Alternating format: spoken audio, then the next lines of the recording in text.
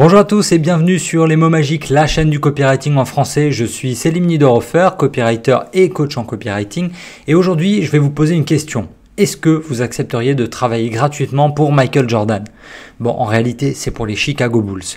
Si vous êtes comme moi, copywriter, si vous êtes codeur, développeur, si vous êtes freelance, graphiste, monteur, réalisateur, dans tous ces métiers un peu artistiques où nous sommes indépendants, il peut vous arriver de recevoir des propositions pour travailler gratuitement. Des clients qui vous disent « on aime bien ce que tu fais, mais on n'a pas le budget ». Comment réagir dans ces cas-là? On s'éloigne un peu du sujet du pur copywriting aujourd'hui, on va être plutôt sur le côté facturation. Comment développer notre business? Alors, cette question vraiment du travail gratuit, je dirais qu'il y a 5 arguments pour et 3 arguments contre. Je vais tout développer de manière assez synthétique.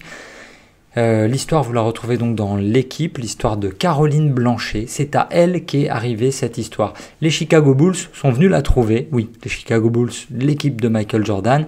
Ils sont venus la trouver pour lui dire « Hey, on a adoré ce que tu fais.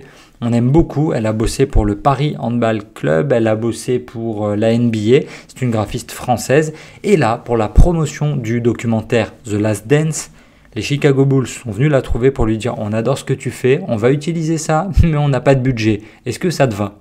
Comment est-ce que vous auriez réagi? Travailler gratuitement, ça ne fait plaisir à personne. Moi, ça ne me fait pas plaisir. Ça fait des années que j'ai arrêté. Mais les 5 raisons, elles existent vraiment. Quand on est stagiaire, quand on démarre, quand on n'a pas d'expérience dans un domaine, ça peut être logique. C'est une manière logique de mettre le pied dans la porte, de commencer à se faire un nom, de commencer à apprendre le métier. C'est pour ça qu'en France, les stagiaires, ils ne sont pas payés en dessous de 2 mois. Le patron peut choisir de ne pas les payer et ça vous permet en échange, il y a quand même un échange. Vous travaillez gratuitement, mais vous apprenez quelque chose. Il faut garder en tête toujours cette notion d'échange. C'est ça qui est important. C'est peut-être pas de l'argent qui rentre, mais il y a un échange qui se fait. Le deuxième point pour lequel vous pourriez accepter de travailler gratuitement, c'est pour bâtir votre portfolio, quelle que soit votre activité. Si vous êtes copywriter comme moi, ça va être le fait de faire des pages de vente, corriger des mails de vente, corriger des articles, corriger des posts sur Instagram, tout ce que vous voulez, mais c'est de la création de contenu véritablement, corriger des vidéos de vente ou les créer. Je dis corriger, mais ça peut être aussi les créer de A à Z pour un ami qui lance un business. C'est histoire de vous faire la main, d'accord? On peut rendre des services de temps à autre, on peut travailler gratuitement pour se faire la main, pour bâtir un peu notre expertise et surtout pour arriver vers les futurs clients et les convaincre plus facilement en leur montrant tout votre catalogue. Regarde, j'ai fait ça, j'ai fait ça, j'ai fait ça, j'ai fait ça. Au choix, quand je dois travailler avec un graphiste ou quand je dois travailler avec un monteur vidéo, je préfère évidemment celui qui me dit « Ouais, ok, bon, je sors pas d'une super école ou même je suis autodidacte, mais regarde, j'ai fait ça, ça, ça, ça, ça », plutôt que celui qui va débarquer avec « Ouais, je sors de la meilleure école, mais il n'a rien à montrer ». C'est toujours vraiment ce principe pour convaincre vos clients à venir du show don't tell. C'est vraiment montrer, ne racontez pas tout ce que vous savez faire. Il faut vraiment montrer, il faut apporter la preuve. Et travailler gratuitement, de temps à autre, surtout au début, évidemment, ça permet de bâtir un peu tout votre portefeuille d'activités. Le troisième point pour lequel vous pouvez accepter de travailler gratuitement, c'est cette fois-ci l'échange. Donc il n'est pas financier, mais c'est de l'échange de recommandations. Ce sont les notes. Si vous êtes freelance comme moi, vous avez probablement un profil sur Malte ou sur n'importe quel portail d'activité qui vous concerne, que vous soyez développeur ou freelance dans le graphisme. On a tous des bases de données de freelance. Inscrivez-vous, créez votre crédibilité là-dessus et vos clients, ils vont vous mettre à la fin de chaque mission les petites étoiles, la note et les commentaires. C'est ultra important à chaque fois que vous terminez une mission de demander les feedbacks de vos clients et de leur demander de laisser une note. Même si c'est seulement 4 sur 5, même si c'est seulement 3 sur 5. En dessous, ça commence à devenir vraiment compliqué et dans ce cas-là, peut-être qu'il vaut mieux ne pas demander cette note. Donc là, l'échange, travailler gratuit contre des notes, c'est possible si vous démarrez votre activité et que vous manquez de confiance en vous. Ça, c'est un tip que je donne pour les débutants. Ça peut vous aider à vous rendre compte que waouh, j'en suis déjà à 10 clients, j'en suis déjà à 20 clients qui sont satisfaits. Je prends l'exemple d'un photographe débutant. Il peut faire un shooting avec des influenceuses. Elles laissent toutes 5 étoiles à chaque fois. Là, il se dit, bon, ok, quand même, mon travail, il vaut quelque chose. À un moment, il va falloir commencer à facturer quand même parce qu'il faut payer à manger, il faut payer le loyer, il faut payer la banquière, il faut payer tout. La vie est payante. Donc vous ne pouvez pas être payé uniquement en visibilité, comme l'ont proposé les Chicago Bulls à Caroline Blanchet. N'oubliez pas, c'est possible. Vous demandez, vous travaillez gratuitement, peut-être une mission, 2 missions, mais vous demandez absolument les notes et les recommandations à vos clients. Certains le font sur Malte, la communauté des freelances, d'autres le font sur Superprof, d'autres le font sur, moi je le fais sur LinkedIn, mais surtout sur Google, sur le nom de mon entreprise, Sales and Storytelling Strategies. Je demande à ce qu'à chaque fois on laisse des avis et comme ça me permet de voir à chaque fois, quand vous avez le moindre moment de doute, hop, vous regardez, ah, c'est bon, je l'ai déjà fait, je peux le faire, je suis bon dans ce que je fais. Et ça vous permet de prendre confiance en vous, de vous vendre mieux et surtout ça permet à vos clients à venir de voir cette preuve sociale, de voir que vous avez déjà travaillé avec d'autres, donc que vous êtes crédible, donc que vous méritez votre salaire. La quatrième raison, cette quatrième raison là, c'est vraiment le client crevard mais ultra prestigieux. Là, les Chicago Bulls, c'est vraiment pas sympa. On sait qu'ils génèrent des millions par an.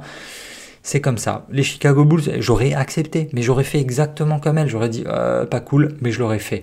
J'aurais fait pareil avec Nike, Adidas, Google, Apple, même si je n'utilise pas de produits Apple. Toutes les marques que j'aime vraiment bien, toutes ces marques qui m'impressionnent, toutes ces marques dans le luxe, mais je prendrais n'importe quelle maison de parfum ou n'importe quelle maison de mode de luxe, et si on me dit vas-y corrige tout le site, oui donnez-moi une séquence de mails à corriger, bien sûr, avec grand plaisir, et je le ferai pour la recommandation, et je le ferai comme la graphiste qui a bossé avec les Chicago Bulls, pour toute ma vie pouvoir dire ouais voilà, dans mes clients, j'ai eu tel et tel client ultra prestigieux. Ce prestige, cette autorité, ça fonctionne toujours. Si vous avez des gros clients, bon, ça peut mériter un petit effort financier de votre part. Pas forcément gratuit, hein. Ça peut être du 50% en leur disant c'est vraiment parce que c'est vous, ça n'arrivera que pendant une durée limitée. Et moi, de l'autre côté, je peux utiliser votre logo et je peux utiliser votre témoignage à la fin de la mission. Dernière raison, qui est un peu moins valable à mon sens, là, ça va être pour les plus experts, pour les plus seniors des freelances.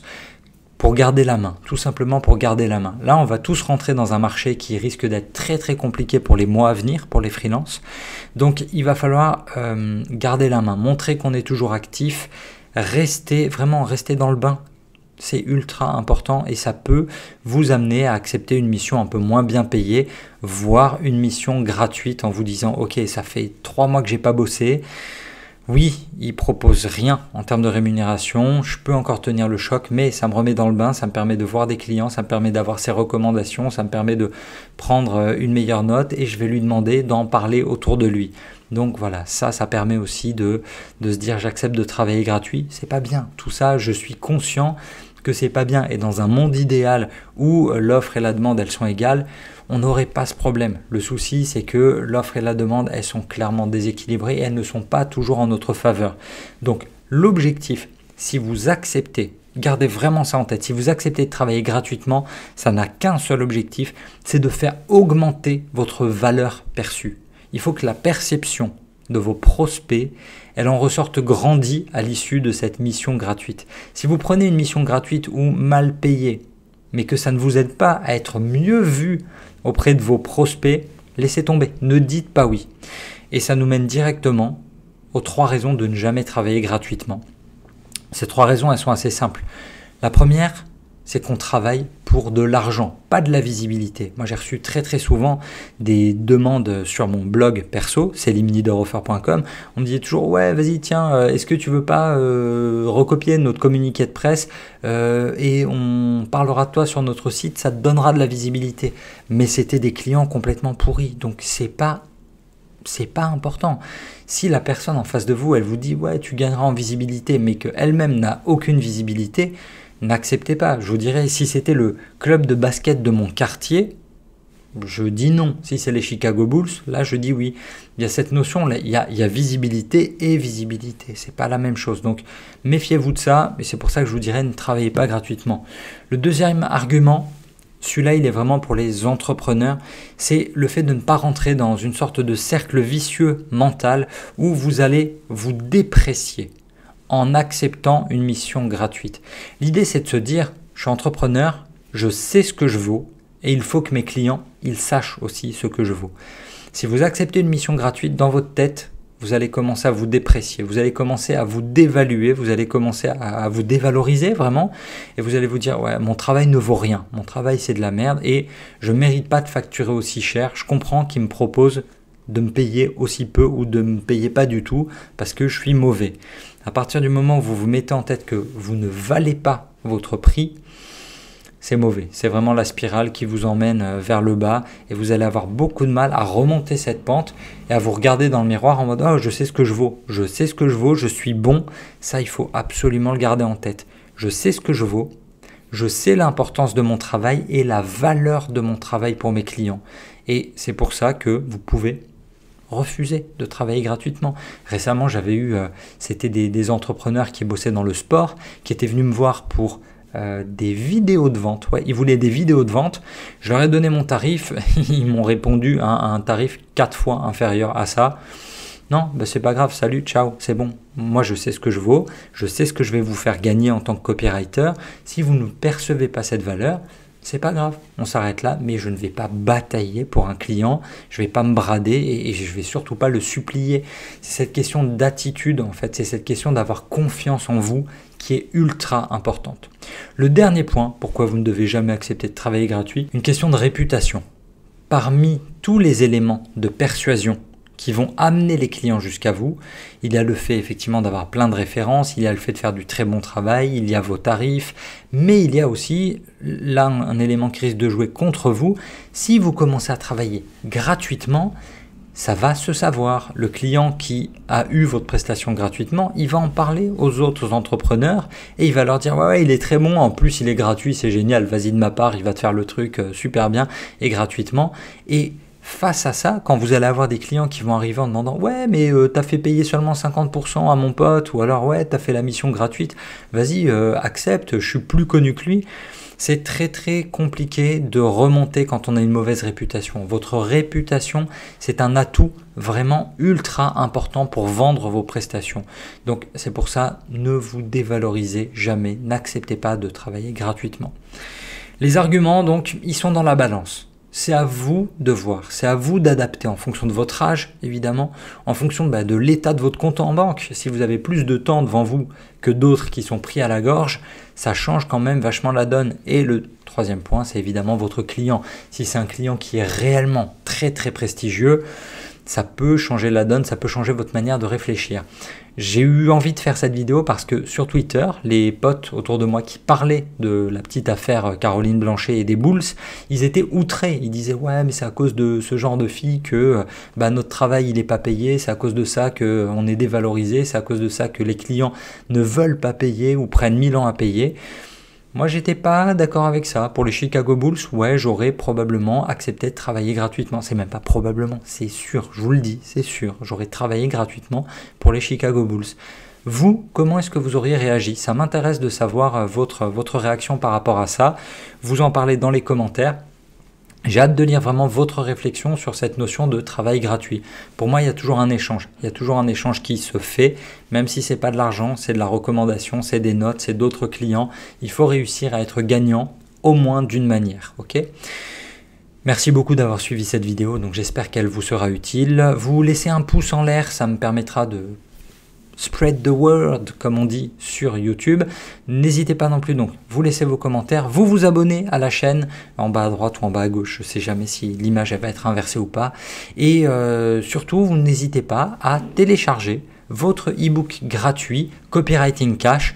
Je mets un peu des arguments comme ça. Dans Copywriting Cash, vous allez retrouver vraiment du bon copywriting, les 10 conseils essentiels des meilleurs copywriters pour vous vendre mieux. Et ça, c'est valable que vous soyez un graphiste, un monteur vidéo. C'est valable quand vous écrivez une lettre de motivation. C'est valable quand vous envoyez un mail de prospection.